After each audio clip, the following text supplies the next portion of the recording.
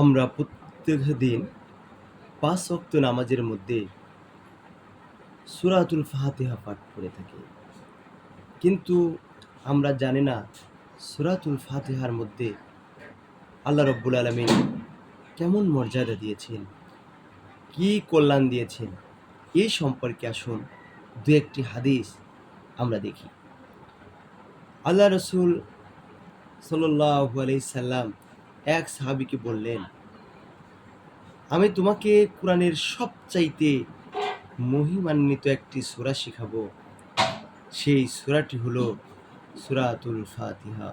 বুখারী শরীফ ৪,৪৭৪ এবং নবী সাল্লাল্লাহু আলাইহি সাল্লাম আরও বললেন, সাহাবীরা শোনো, সূরা ফাতিহা সমস্ত রোগের চিকিৎসা।